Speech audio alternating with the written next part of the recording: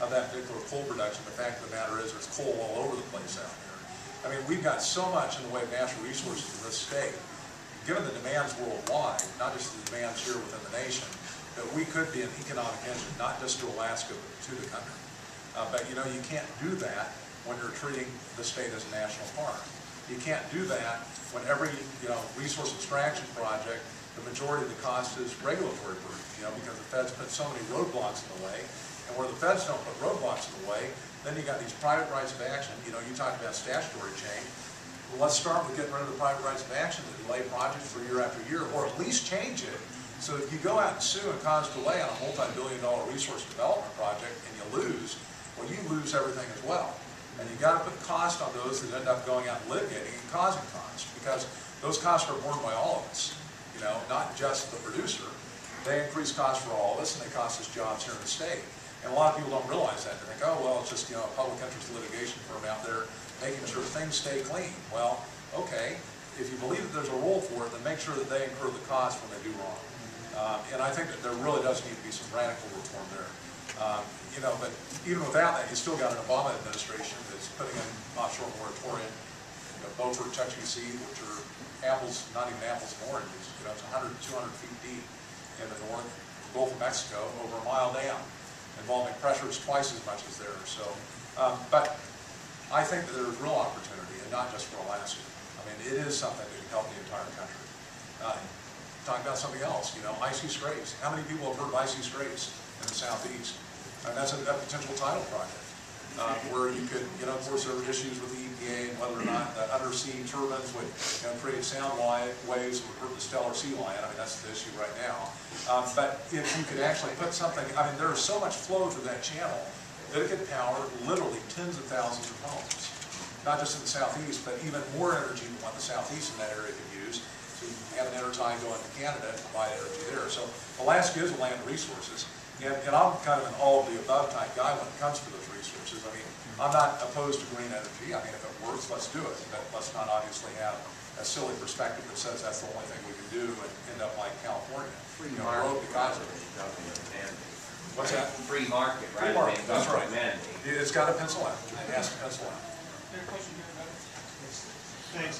I've been a little bit distracted over the last couple of months, so I haven't heard a lot of the discussion, but you talked a lot about natural resources. We know that Alaska has been very successful in its committee selections for energy and natural resources. What committees are you looking to be on, since those are the things that really get things done before you get a bill on the floor, and what's your rationale for your selection? Well, I'm going to answer you. This is not a cop-out. It's the truth of the matter. It's going to depend upon the composition of the Senate after November 2nd, because if we control the Senate, that's a whole new world, and it means a lot of different things to us. If we don't, then that's obviously going to impact as well. Obviously, energy is important. Obviously, armed services is important. I mean, one of the things that a lot of us aren't aware of, that of that 40% chunk that we talked about before that's coming in from the feds into this state, about 40% of that, these are round figures, but about 40% of that is related to defense spending in the state. So a significant chunk of the federal dollars that come here are defense related. And the beauty of it is that this is not just waste. I mean, this is absolutely critically important expenditures for national security purposes. And Alaska sits in a very geostrategically important location. We're in an increasingly diverse world, obviously, with different challenges. You've got the Arctic right now, where you've got a number of nations that are very interested in exploring and taking resource out of. You've got the Canadians, you've got the Russians, you've got the Chinese, all that are making assertions of claims throughout the world. And we need to make sure that we, here in Alaska, standing closest to all of those nations in many respects. I mean, obviously Canada has a very long, contiguous border with the United States and lower 48, but given the Arctic, given where Russia, Japan, these other countries are, we've got to make sure that we maintain, obviously, the position that we have with our military is very critically important. I think one of the areas that we can actually strengthen the state in an area of national defense, homeland security, however you want to describe it, is also the Coast Guard. Talking about the Arctic with the desire of many nations to get engaged there and develop resources. We don't have a presence today. In fact, we're short, we don't have an icebreaker. We've got a fleet right now in the Coast Guard which is about half the size it should be. Kathleen and I talked to the Admiral of the Coast Guard down in Juneau that's in charge of the Alaska region, and his statement to us was that it's just absolutely unfortunate where we're at right now with the infrastructure we have supported of the Coast Guard, and yet that's a national defense issue. Even though under the Department of Homeland Security, it's still a national defense issue, and it's very much a national interest to have some sort of a presence up in the Arctic, and a permanent presence at that. There really should be, again, given the aggressive approach that a lot of our neighbors have used to developing the Arctic. So there's a real area here, I think, important to the state, to the nation, and that's going to continue to be our focus in the Senate. It has to be. And the fact is, we've got a Senate that doesn't have a lot of people with military experience or background. I'm speaking at a group it's Combat Vets for Congress tomorrow evening. I'm the keynote speaker where there are a number of people running for Congress and that are in Congress that have combat experience, but the idea of this organization is to increase the numbers that have combat experience, that have military experience, so that they can bring a real-world perspective to the Congress, the importance of the military, the importance of making sure that we maintain our security, and really a real-world vision of where we've got threats and enemies. So Alaska plays a central role in all of that. So armed forces and natural resources are your... I'm just talking about priorities within the state. But as far as the committees go themselves, that's going to await a decision. It's going to await the voters' decision on the second as to what the layout of the Congress is, whether or not we have a majority or not in the Senate. Down in the back there, the gentleman with the beard. Charlie Justin. One of the things that really bothers me over the past history is the abuse of military. I'm sorry, the abuse of the military that's used in wars. And it really gets me that we push it around with other countries trying to get the job done. Rules of engagement. Contractors that make more money than the people who are dying in the wars really bothers me. And so what I look for is a candidate who's going to tell me that he's going to fight. And he's not going to let our people die for the ignorance and the greed that's on this country. The reason why this country is in the position it's in is because of the cost of this war. We can cut that.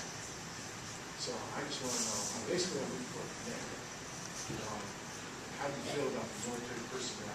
What are you going to fight for them so that when they come back, they don't have to worry about them crossing a leg or an arm, or they don't have to worry about their pensions, or they don't have to worry about that they're going to be set in there and we got to wait for diplomacy to get the job done, or that whether or not they can carry a Bible or not anymore. I mean, to me, that's if somebody says you're not carrying the Bible, my answer to you is very simple. Well, you fight your own sin. Yeah. I carry the Bible with me when I do combat.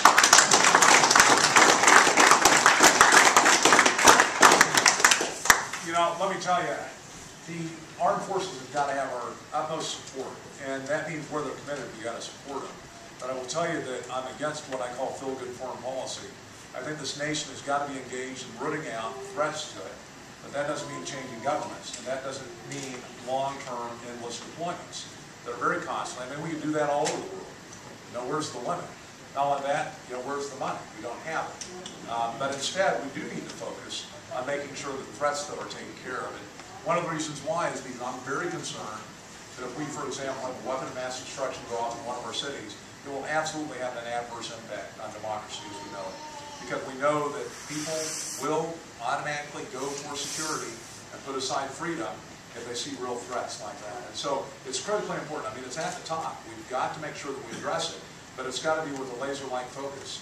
The idea that we have a role under the Constitution to go out and change governments, I'm afraid I don't buy it. The idea that we should sacrifice our men and women in uniform with routine, constant, over and over again deployments that destroy families, I don't buy that either. We have got to get a grip on it. We can't continue in that way. But where they are committed, such as Afghanistan, we've got to continue to support them.